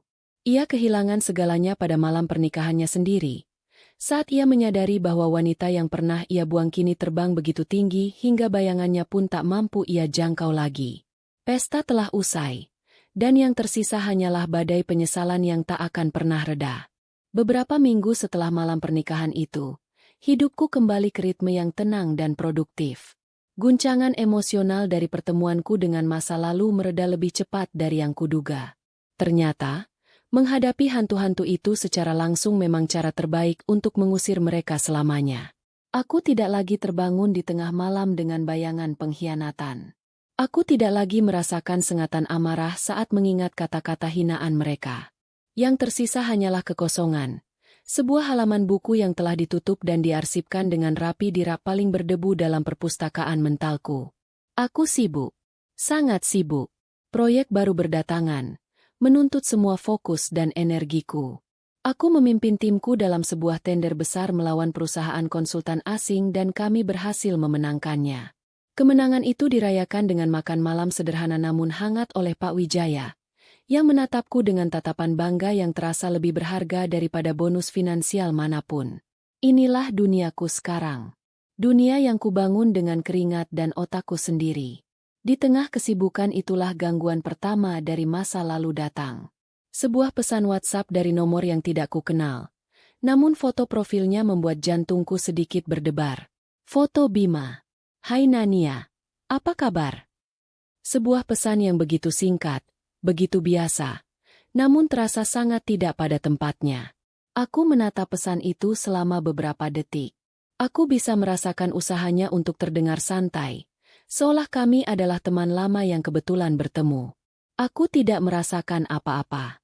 Tidak ada amarah. Tidak ada rasa ingin tahu. Aku hanya merasakan gangguan. Seperti ada lalat berdengung di dekat telingaku.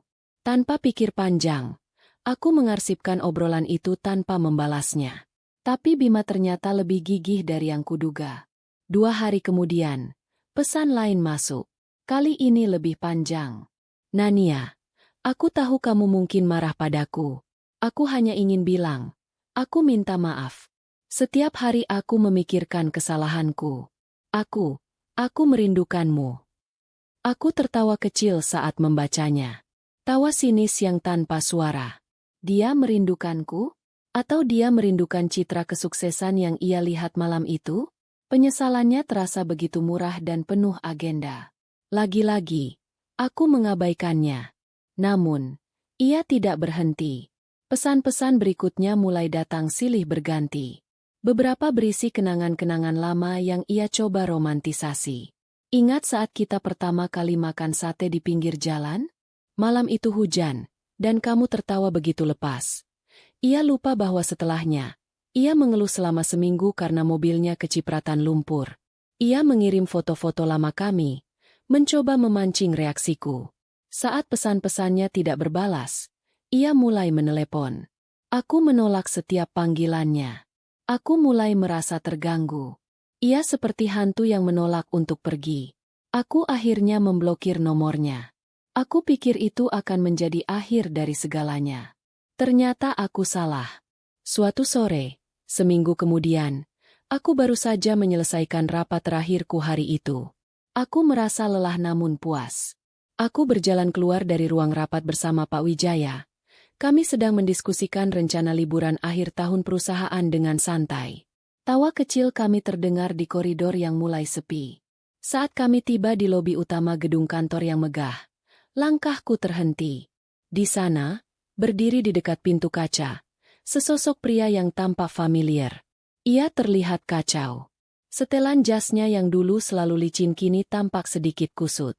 Rambutnya tidak serapi biasanya, dan ada lingkaran hitam di bawah matanya. Bima. Ia melihatku, dan matanya langsung berbinar dengan campuran antara kelegaan dan keputusasaan. Ia melangkah maju, hendak menghampiriku.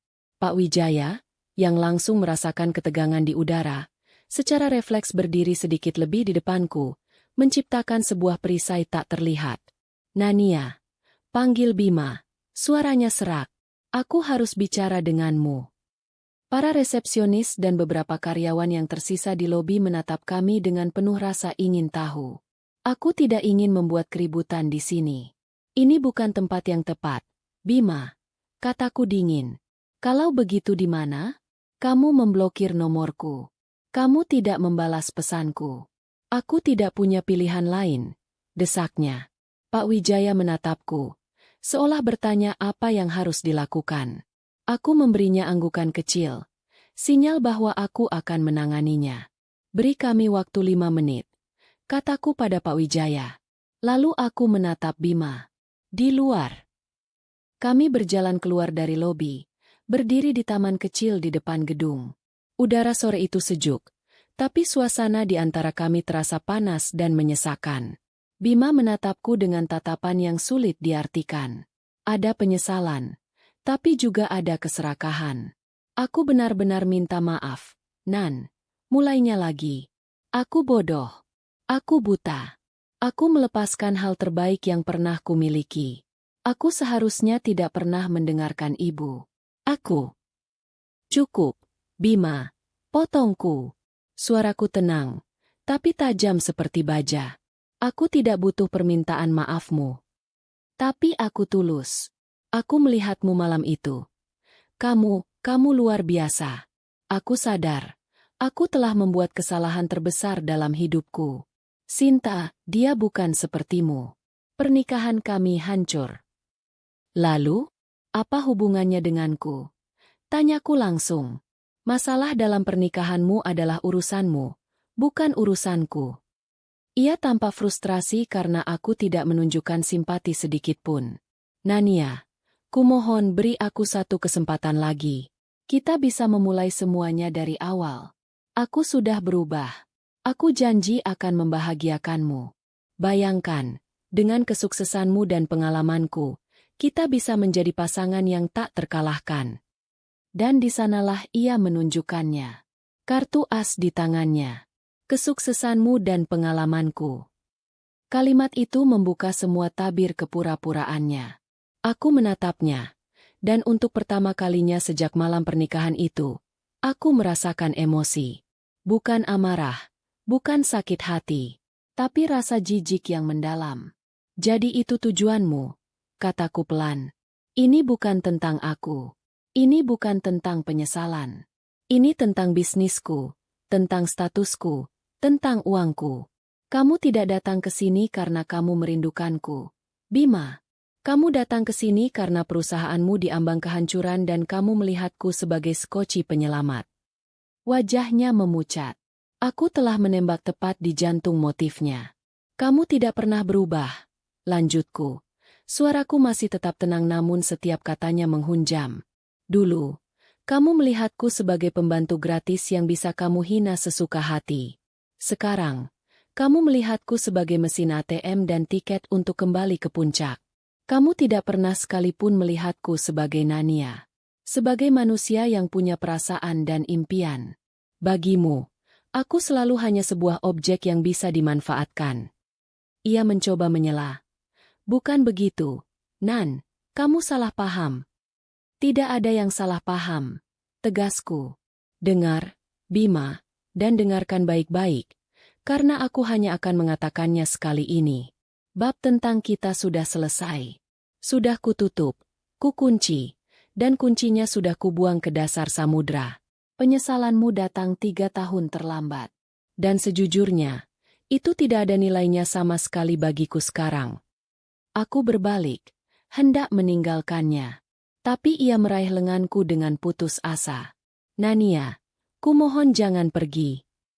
Sebelum aku sempat bereaksi, Pak Wijaya sudah berada di antara kami. Ia tidak menyentuh Bima. Ia hanya berdiri di sana. Kehadirannya yang tenang namun penuh wibawa sudah cukup untuk membuat Bima melepaskan cengkeramannya. Pak Bima, kata Pak Wijaya dengan suara yang dalam dan dingin. Saya rasa urusan Anda dengan Bu Nania sudah selesai. 3 tahun yang lalu. Tatapan Pak Wijaya tidak mengancam, tapi ada peringatan keras di dalamnya. Peringatan bahwa aku tidak lagi sendirian dan tidak terlindungi. Bima menatap Pak Wijaya, lalu menatapku. Ia melihat kami berdiri berdampingan. Ia melihat tatapan protektif di mata Pak Wijaya. Dan saat itulah, ia akhirnya mengerti. Ia tidak hanya kehilangan aku. Ia telah digantikan. Bukan sebagai suami, tapi sebagai sosok pria terpenting dalam hidupku. Ia mundur selangkah. Kekalahan terpancar jelas di seluruh wajahnya. Ia tidak mengatakan apa-apa lagi. Ia hanya berbalik dan berjalan pergi dengan langkah gontai. Sosoknya yang dulu tampak begitu angkuh kini terlihat begitu kecil dan menyedihkan di bawah bayang-bayang gedung perkantoran yang menjulang tinggi. Aku menatapnya pergi sampai ia menghilang di tikungan. Aku tidak merasakan kemenangan. Aku tidak merasakan apa-apa. Aku hanya merasakan kelegaan.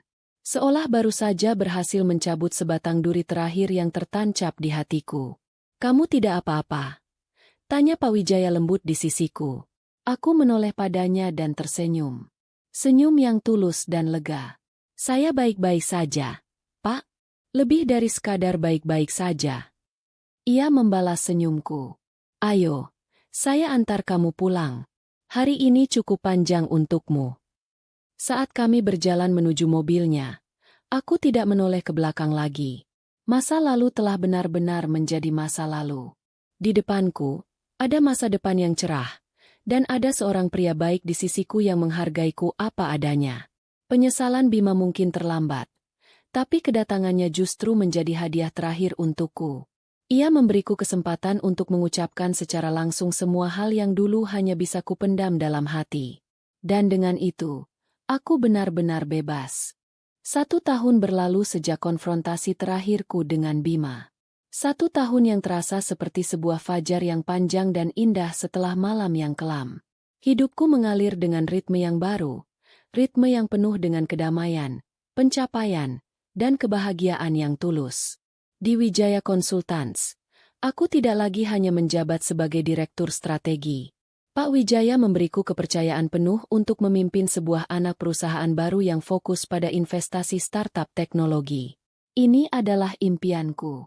Aku bekerja dengan para jenius muda yang penuh ide-ide brilian. Aku tidak hanya memberi mereka dana, tapi juga bimbingan dan mentorship.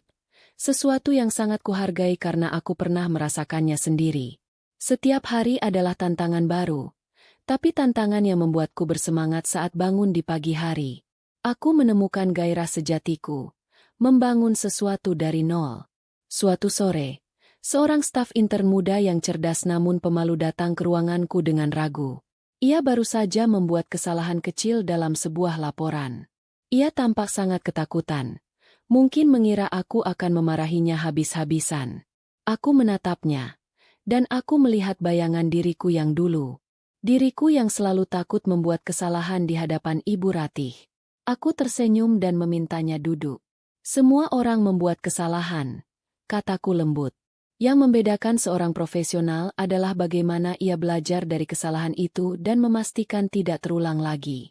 "Sekarang, coba tunjukkan padaku di mana letak kesalahannya, dan kita cari solusinya bersama." Melihat kelegaan dan rasa terima kasih di wajah gadis muda itu memberiku kebahagiaan yang lebih besar daripada memenangkan tender triliunan rupiah. Aku berjanji pada diriku sendiri untuk menjadi pemimpin yang berbeda. Pemimpin yang mengangkat, bukan menjatuhkan. Kehidupan pribadiku juga mekar. Hubunganku dengan Pak Wijaya, yang kini kupanggil dengan nama depannya, Danu, berkembang secara alami dan indah. Ini bukanlah kisah cinta yang penuh gairah dan drama seperti di film-film. Ini adalah sesuatu yang jauh lebih baik. Sebuah kemitraan yang dibangun di atas fondasi saling menghormati, kekaguman, dan pengertian yang mendalam. Danu tidak pernah mencoba mengubahku. Ia mencintai kekuatanku, kemandirianku, dan bahkan bekas-bekas luka di hatiku yang membuatku menjadi diriku yang sekarang. Kami bisa menghabiskan waktu berjam-jam mendiskusikan tren pasar global, dan di saat berikutnya kami bisa tertawa terbahak-bahak karena lelucon konyol sambil makan martabak di mobil. Ia adalah mentorku, sahabat terbaikku, dan kekasihku. Ia memberiku ruang untuk tumbuh, namun selalu ada di sana untuk menangkapku jika aku nyaris jatuh. Suatu malam, kami sedang makan malam di sebuah restoran yang tenang untuk merayakan ulang tahunku. "Apa harapanmu untuk tahun depan, Nia?" tanyanya sambil menatapku lekat. Aku berpikir sejenak. Dulu, harapanku adalah untuk diakui, untuk dicintai, untuk dianggap ada. Aku hanya ingin terus seperti ini, jawabku jujur. Terus belajar, terus membangun, dan terus merasa bahagia dengan diriku sendiri. Dan tentu saja, terus memilikimu di sisiku. Ia meraih tanganku di atas meja. Jemarinya yang hangat menggenggam tanganku dengan erat. Kamu akan selalu memilikiku, katanya pelan. Sebuah janji sederhana yang terasa lebih kokoh dari janji pernikahan manapun. Tentang mereka, orang-orang dari masa laluku, aku tidak pernah lagi mencari tahu kabar mereka. Tapi terkadang, kabar itu datang sendiri. Suatu pagi, saat aku sedang membaca berita bisnis di tablet, sebuah judul kecil di kolom samping menarik perhatianku. PT Graha Perkasa, perusahaan properti milik keluarga Bima, dinyatakan pailit. Berita itu menjelaskan bagaimana perusahaan itu runtuh karena salah urus, utang yang menumpuk, dan serangkaian proyek gagal. Aku membaca berita itu tanpa emosi. Tidak ada rasa puas atau senang. Yang ada hanya perasaan netral. Itu adalah konsekuensi logis dari kesombongan dan ketidakmampuan mereka. Mereka tidak jatuh karena aku. Mereka jatuh karena diri mereka sendiri. Beberapa bulan kemudian, salah satu temanku yang kebetulan seorang pengacara perceraian bercerita tanpa sengaja. Kamu tahu Sinta? Istri baru mantan suamimu itu? Dia klienku sekarang. Dia menggugat cerai Bima. Katanya sudah tidak tahan hidup susah dan terus-menerus bertengkar. Ternyata, saat uang dan status hilang, cinta mereka yang katanya sejati itu pun ikut menguap. Ikatan mereka dibangun di atas pondasi yang rapuh. Dan saat badai datang, semuanya runtuh. Aku hanya mengangguk mendengarkan cerita itu. Lalu kami beralih ke topik lain. Kisah mereka tidak lagi menarik bagiku. Adegan penutup dari drama masa laluku datang dalam bentuk yang paling tidak terduga. Suatu akhir pekan, aku dan Danu sedang mencari perabotan antik di sebuah toko di pinggir kota. Saat aku sedang melihat-lihat sebuah lemari tua, mataku menangkap sesosok wanita yang sedang menawar harga sebuah kursi butut pada pemilik toko. Wanita itu tampak jauh lebih tua dari usianya. Rambutnya yang dulu selalu disasak tinggi kini tampak kusam dan menipis. Pakaiannya sederhana, tapi aku masih bisa mengenalinya. Ibu Ratih. Ia tidak melihatku. Ia terlalu fokus menawar harga kursi itu dengan sengit. Sesuatu yang dulu tidak akan pernah ia lakukan. Aku hanya menatapnya sejenak, lalu berbalik dan berjalan pergi, menarik tangan Danu pelan. Tidak ada lagi kebencian di hatiku. Yang tersisa hanyalah rasa kasihan. Ia telah kehilangan segalanya. Kekayaan, status, dan keangkuhannya. Ia kini hanyalah seorang wanita tua biasa yang sedang berjuang di tengah kerasnya hidup. Malam itu, aku berdiri di balkon apartemenku yang sekarang jauh lebih besar dan lebih indah. Pemandangan kota terhampar di hadapanku seperti permadani permata.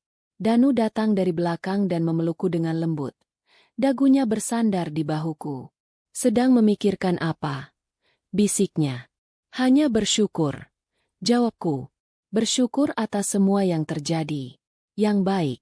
Dan bahkan yang buruk. Karena semua itu membawaku ke sini. Ke tempat ini. Kepadamu. Ia tersenyum. Mengeratkan pelukannya. Aku juga bersyukur. Di bawah langit malam yang cerah, aku menatap masa depan. Aku telah memenangkan pertarunganku. Bukan dengan menghancurkan musuh-musuhku, tapi dengan membangun diriku sendiri menjadi lebih baik. Balas dendam terbaik bukanlah membuat mereka menderita. Balas dendam terbaik adalah menjadi begitu bahagia hingga keberadaan mereka tidak lagi penting sama sekali. Aku memejamkan mata, merasakan embusan angin malam di wajahku. Lalu, untuk pertama kalinya setelah sekian lama, aku tertawa. Tawa yang benar-benar lepas, ringan, dan penuh dengan kebahagiaan. Suara tawa yang pernah mereka coba curi dariku, kini telah kembali menjadi milikku seutuhnya. Fajar yang baru telah tiba, dan hari-hariku yang cerah baru saja akan dimulai.